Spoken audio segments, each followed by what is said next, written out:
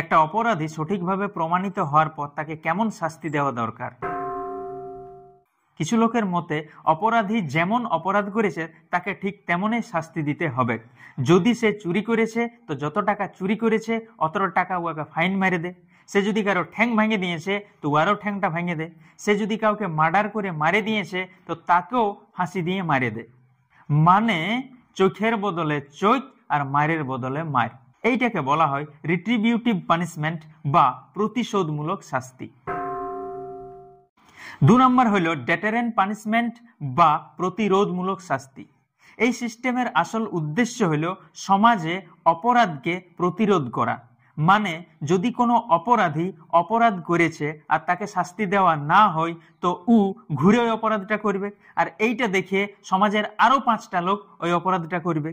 সেই জন্যই তাকে শাস্তি দিতে হবে, একটা দৃষ্টান্তমূলক শাস্তি দিতে হবে। 3 নম্বর হলো রিফর্মেটিভ পানিশমেন্ট বা সংশোধনমূলক শাস্তি। এই সিস্টেমের আসল উদ্দেশ্য হলো অপরাধীকে সংশোধন করা। কারণ অনেক সময় মানুষ আর্থিক অভাবে, শিক্ষার অভাবে, এমনকি আবেগের বশে অনেক ভুলভাল কাজ করে ফেলে, অনেক অপরাধ করে ফেলে। সেই জন্যেই তাকে শাস্তি দিতে হবে, কিন্তু শোধরানোর জন্য শাস্তি দিতে হবে। তাকে মৃত্যুদণ্ড দেওয়া চলবে না, কারণ মরে গেলেও শুধরিবে কোন ধারলে। সেই জন্য যারা এই ফিলোসফিতে বিশ্বাস করে তারা মৃত্যুদণ্ডকে সাপোর্ট করে নাই। এরপর তুমি বলো এই 3টে মতবাদের মধ্যে কোন মতবাদটা সব থেকে বেশি গ্রহণযোগ্য, এবং অবশ্যই এটাও জানাও যে মৃত্যুদণ্ডকে সাপোর্ট করা যাবে না যাবে নাই।